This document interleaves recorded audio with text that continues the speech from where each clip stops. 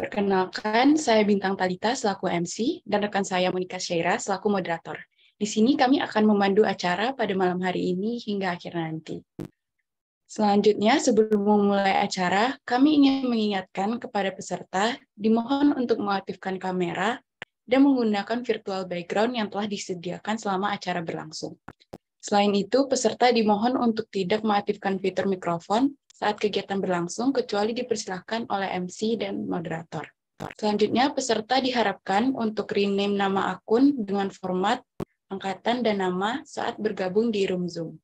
Peserta juga diharapkan untuk mengisi presensi melalui Google Form yang akan dibagikan di kolom chat nanti.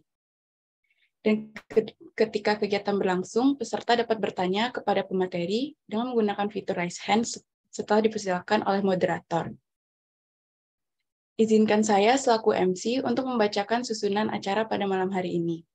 Yang pertama adalah pembukaan, dilanjutkan dengan sambutan dari Ketua Himpunan Arsitektur FTUB, lalu dilanjutkan dengan sambutan Ketua Departemen Advokesma, selanjutnya ada penjelasan dari pemateri, selanjutnya ada sesi tanya-jawab, dan sesi foto bersama, dan terakhir adalah acara penutup. Baik, tanpa berlama-lama lagi, marilah kita buka acara sosialisasi pada malam hari ini. Dengan berdoa menurut agama dan kepercayaan masing-masing, berdoa dipersilahkan.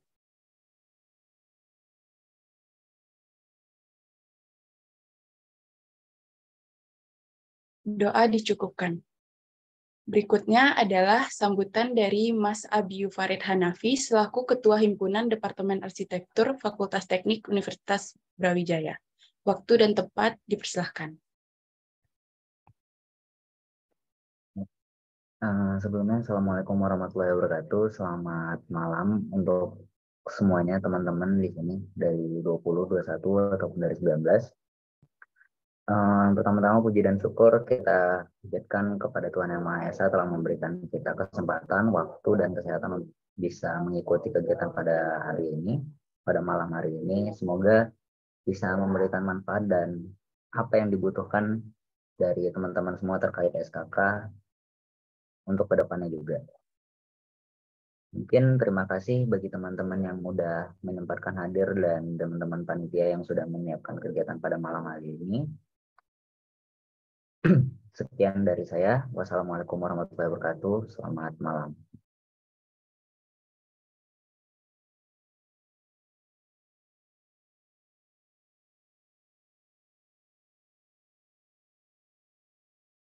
Baik, terima kasih Mas Abi atas sambutannya.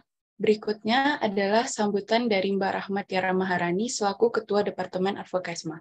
Waktu dan tempat dipersilahkan.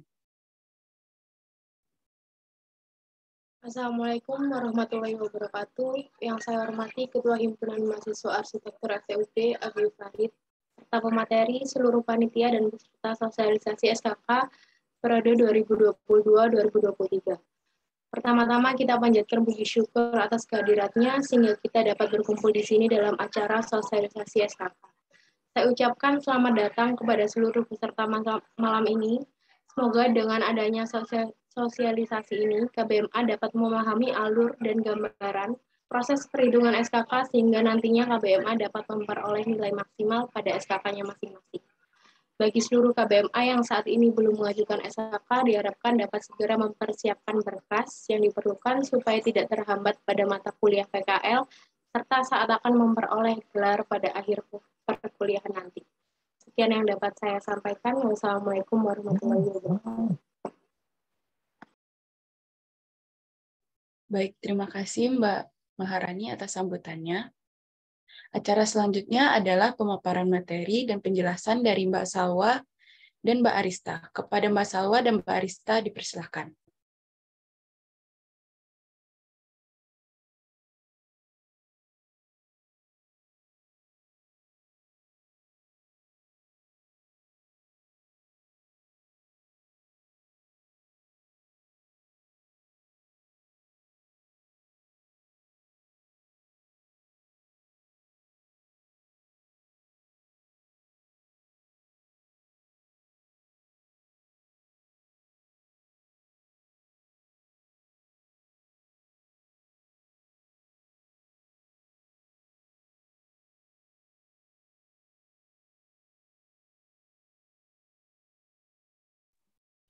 Ya, Assalamualaikum warahmatullahi wabarakatuh. Sebelumnya, perkenalkan, saya Salendra Mawati. Di sini akan menjelaskan tentang materi hari ini. Saya langsung next. Untuk materi hari ini memuat pengertian, sistem penilaian, alur pengajuan, jadwal pengajuan dari SKK sendiri. Saya next. Untuk yang pertama adalah pengertian SKK. SKK sendiri adalah sertifikat yang berisi tentang keterangan tertulis berupa poin kegiatan yang telah dijalani oleh mahasiswa. Sertifikat ini biasanya dijadikan sebagai salah satu syarat kelulusan mata kuliah PKL dan juga syarat untuk mendaftar skripsi. Untuk perbedaan SKK dengan surat keterangan lainnya adalah SKK membuat poin-poin kegiatan keaktifan mahasiswa yang bersangkutan, dan untuk mendapatkannya mahasiswa yang bersangkutan perlu melewati prosedur yang berlaku. Next. Penilaian SKK sendiri didasarkan pada 4 poin, yaitu Probin Maba, kegiatan kepanitiaan, fungsionaris lembaga, dan juga kegiatan lain-lain.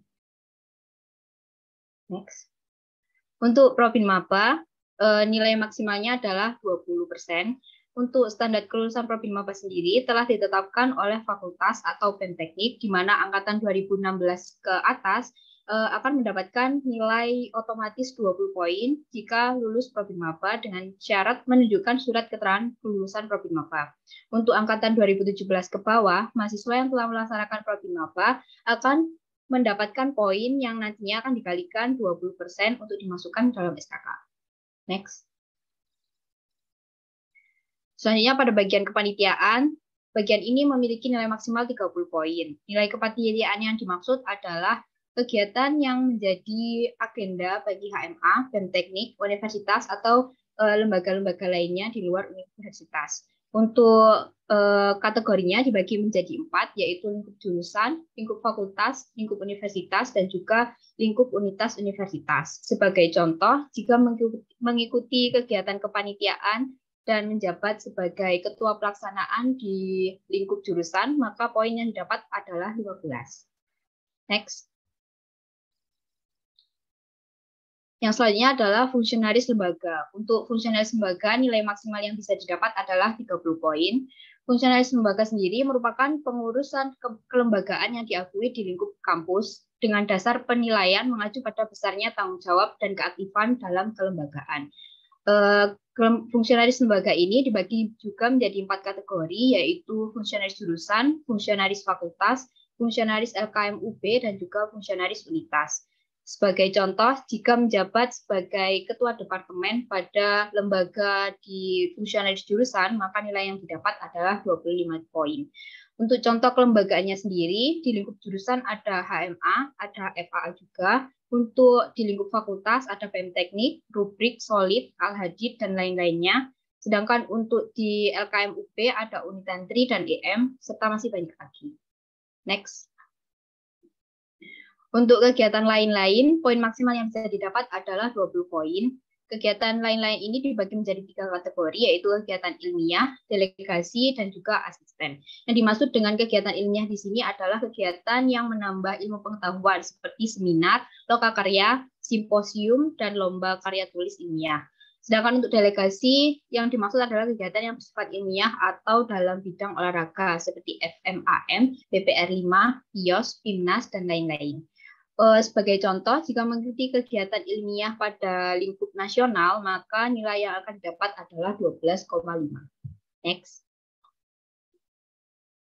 Untuk grade kelulusan nilai keaktifan sendiri dibagi menjadi beberapa, yaitu dari predikat A hingga predikat D+, di mana D+ sendiri nantinya akan dinyatakan tidak lulus dan diminta untuk mengajukan kembali SKK untuk mendapatkan nilai yang memenuhi. Untuk predikat A, nantinya SKK akan diterbitkan dalam plasma gold, sedangkan untuk predikat lainnya akan diterbitkan dengan plain atau kertas putih biasa. Untuk note sendiri, total nilai hasil akhir tidak berdasarkan penjumlahan subpoin. Yang dimaksud di sini seperti pada contoh tabel di samping, yaitu pada bagian kegiatan kepanitiaan didapatkan 50 poin, di mana 50 poin tersebut nantinya tidak akan langsung dijumlahkan dengan subpoin lainnya, melainkan harus dimasukkan dulu ke dalam sistem penilaian SKK, sehingga pada contoh penghitungan kali ini didapatkan nilai 20,27. Nah, nilai 20,27 tersebut yang nantinya akan dijumlahkan dengan subpoin lainnya. Sehingga jika memungkinkan, diusahakan semua subpoinnya harus terisi, baik kegiatan kepanitiaan, fungsionaris lembaga, dan juga kegiatan lain-lain. Untuk materi selanjutnya akan disampaikan oleh Arista.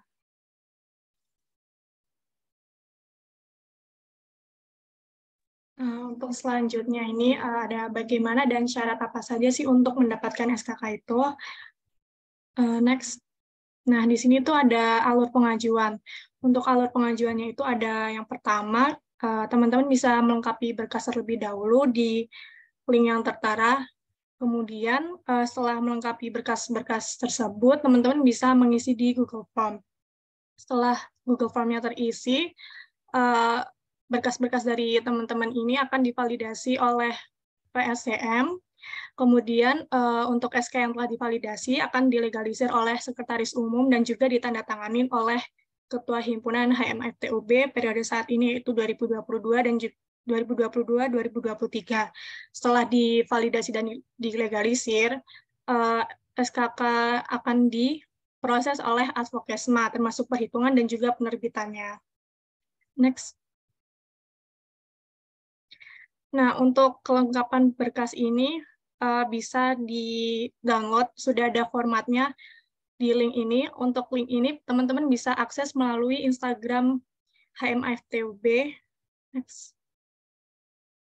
Ada di sini. Di bio Instagram HMFTUB itu ada beberapa link. Nah, teman-teman untuk mau mengajukan SKK itu, format-formatnya ada di format administrasi HMFTUB. Ya, teman-teman bisa milih sesuai yang ada di gambar slide ini. Next.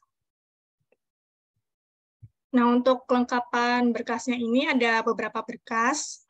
Yang pertama ini ada formulir pengajuan SKK, surat kelulusan Probin Maba, surat keaktifan dalam kepanitiaan, surat keaktifan lembaga, sertifikat kegiatan dan kepanitiaan berupa scan asli. Kemudian ada surat keterangan juga scan asli, dan yang terakhir ada surat pernyataan.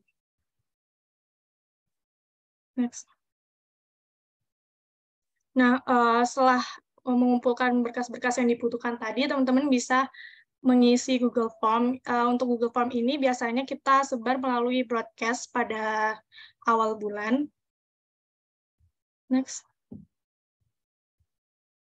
Nah, untuk penyetujuan dan penerbitannya, jadi setelah berkas terkirim melalui Google Form, itu berkas-berkasnya nanti seperti yang sudah dijelaskan sebelumnya, itu akan divalidasi oleh PSDM, kemudian dilegalisir oleh Sekretaris Umum dan ditandatangani oleh Ketua Himpunan. Nah, setelah proses itu selesai, akan dihitung dan juga diterbitkan oleh Departemen Advokesma. Next. Nah, untuk jadwal dari pengajuan SKK ini dilakukan pada awal bulan, yaitu bulan September, Oktober, November, Februari, Maret, dan April setiap tanggal 1 hingga 10. Nah, untuk tanggal ini bisa berubah sesuai dengan kondisinya nanti. Nah, di sini ada beberapa notes untuk teman-teman yang mau mengajukan SKK. Yang pertama, apabila SKK yang telah diajukan tidak memenuhi nilai minimum, pengaju akan dihubungi oleh staf dan diperbolehkan mengajukan kembali di penerbitan SKK bulan selanjutnya. Kemudian untuk keterlambatan pengumpulan dikenakan denda sebesar 10.000 per hari. Dan yang ketiga ada mengurus kehilangan SKK dikenakan denda sebesar 50.000. Jadi misalnya penerbitan SKK ini dibuka pada tanggal 1 hingga 10. Kalau misalnya teman-teman mengajukannya melebihi hari itu, misalnya tanggal 12, berarti teman-teman mendapatkan denda 10.000 dikali 2 hari itu. Jadi teman-teman membayar denda 20.000. Next. Sekian penjelasan dari kami. Kurang lebihnya mohon maaf. Saya kembalikan ke moderator.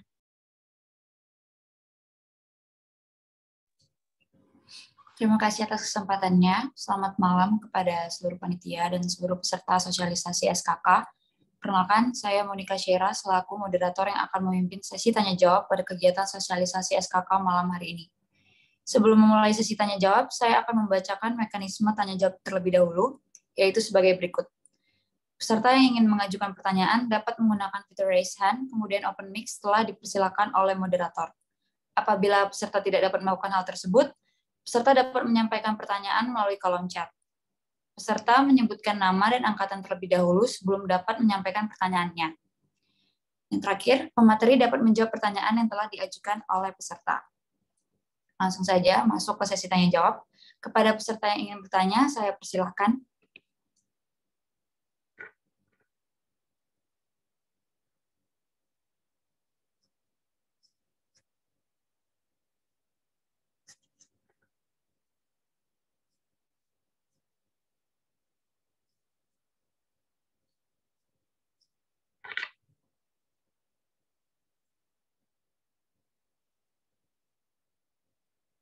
Kepada para peserta, apakah ada yang ingin bertanya?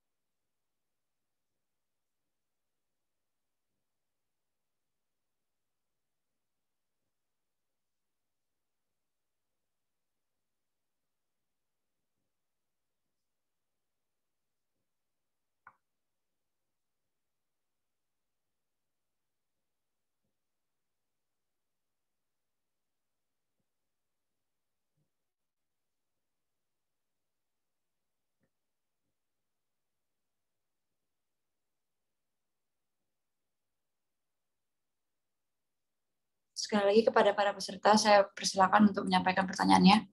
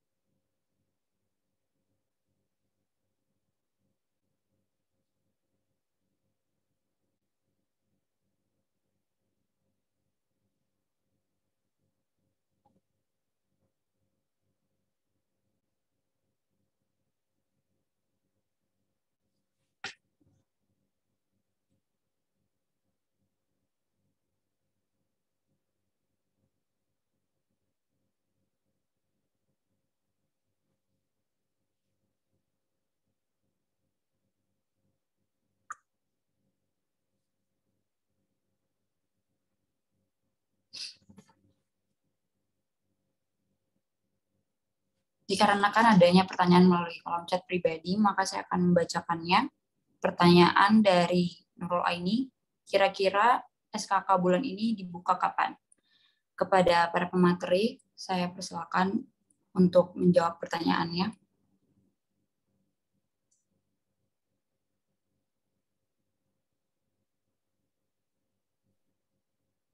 Ya, jadi untuk bulan ini pengajuan SKK-nya itu bakal dibuka pada tanggal 4 November sampai tanggal 14 November.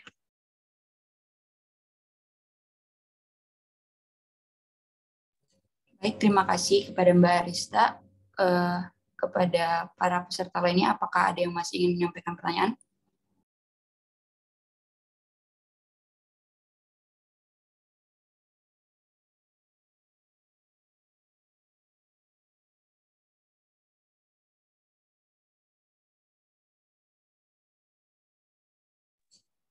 Selanjutnya pertanyaan anonim untuk batas maksimal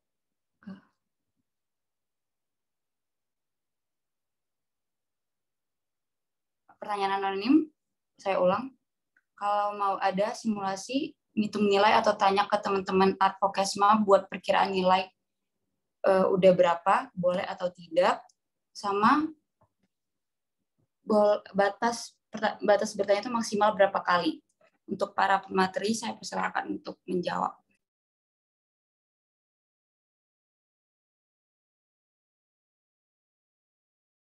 Kalau untuk simulasi, boleh ditanyain ke teman-teman Advokesma.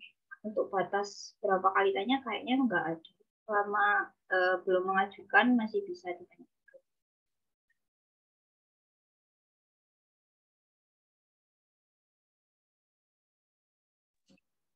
Terima kasih kepada Mbak Sawanda Rahma untuk jawabannya. Pertanyaan selanjutnya, apakah ada?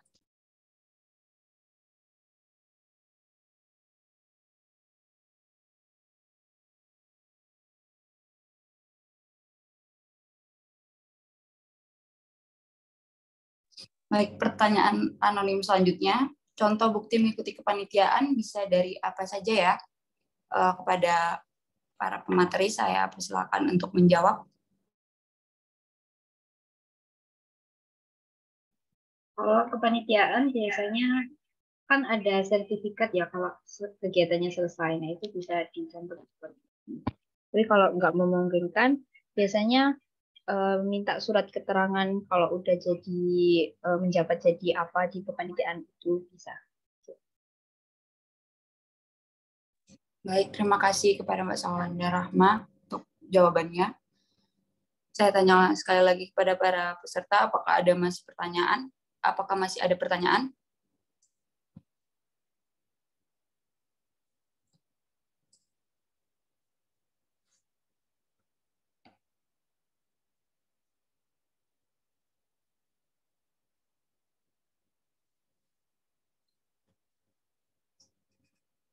Kepada Mas Abdurrahman Khoirul, saya persilakan.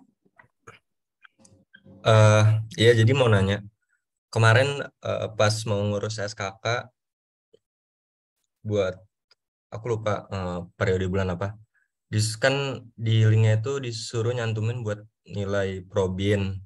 Nah, nilai probinnya itu pas aku cek di email, katanya dikirim di email pribadi masing-masing. Itu belum dikirim sampai sekarang. Aku probin kayak udah beberapa tahun yang lalu gitu. Terus mau ngurus buat PKL ini gimana? Jadi untuk yang angkatan 2020 ini kan belum dapat semua ya untuk nilai probin. Jadi untuk pengajuannya nanti itu nilai probinnya dikosongin dulu. Nanti waktu validasi oleh PSDM itu bakal dari PSDM-nya yang isi. Gitu. Oke, makasih. Pada para peserta, apakah masih ada pertanyaan yang ingin diajukan?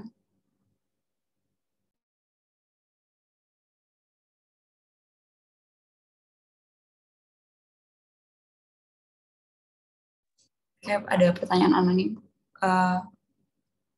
Jikalau kepanitiaannya masih jalan atau belum selesai, apa bisa dihitungkan? Kalau iya, buktinya pakai apa? Pada para pemateri, saya persilakan untuk menjawab.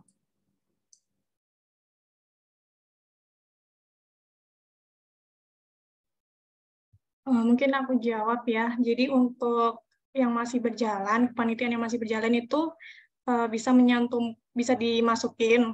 Terus kalau misalkan kepanitiaan itu ada bukti sertifikatnya, bisa scan asli sertifikatnya. Tapi kalau misalkan memang nggak ada, teman-teman bisa nyantumin bukti screenshot mungkin dari grupnya atau mungkin bukti-bukti lain yang ada namanya teman-teman di situ. Terima kasih kepada Mbak Arista. Kepada para peserta lain, apakah ada pertanyaan?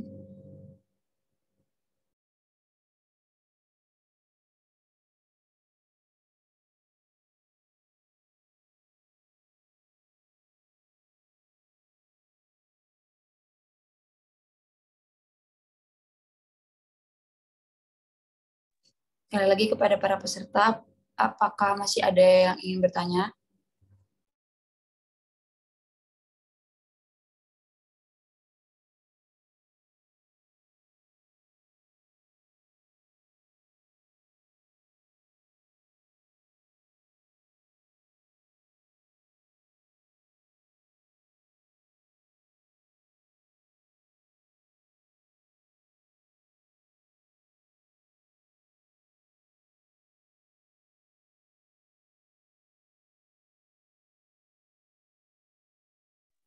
Karena sudah tidak ada pertanyaan lagi, maka sesi tanya jawab dapat saya tutup. Saya ucapkan terima kasih kepada seluruh peserta dan pemateri yang telah memberikan tanggapannya atas pertanyaan-pertanyaan tersebut. Saya tutup sesi ini, semoga dapat bermanfaat bagi kita semua. Tidak lupa saya juga ingin mengingatkan kepada para peserta untuk tidak lupa mengisi presensi melalui link yang telah dikirim, yang akan dikirim di kolom chat. Saya kembalikan kepada MC. Baik, terima kasih Monica sudah memandu sesi tanya jawab. Acara selanjutnya adalah sesi foto bersama. Diharapkan bagi seluruh peserta dan seluruh panitia untuk mengaktifkan fitur kamera dan menggunakan virtual background yang telah disediakan. Kepada panitia yang bertugas, dipersilahkan untuk memulai dokumentasi.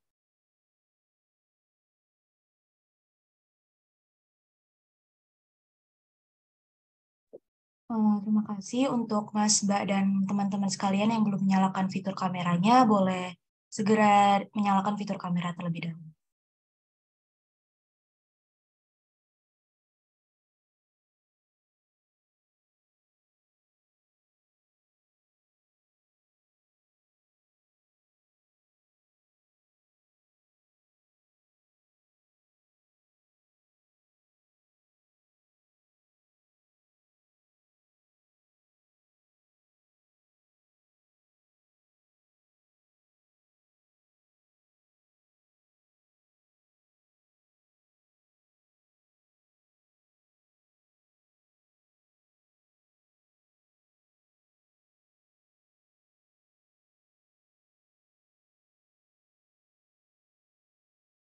Oke, ini ada 5 slide, dimulai dari slide pertama.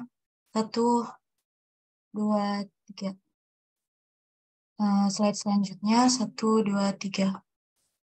Slide ketiga, 1, 2, 3. Slide yang keempat, 1, 2, 3.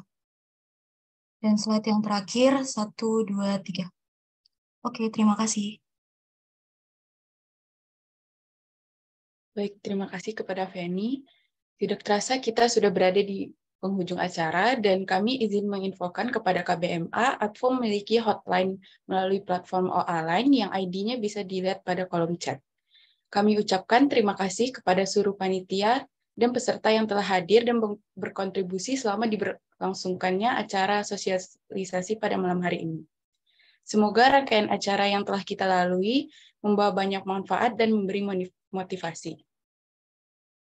Sebelum acara kami tutup, marilah kita berdoa sekali lagi menurut agama dan kepercayaan masing-masing. Berdoa dipersilahkan.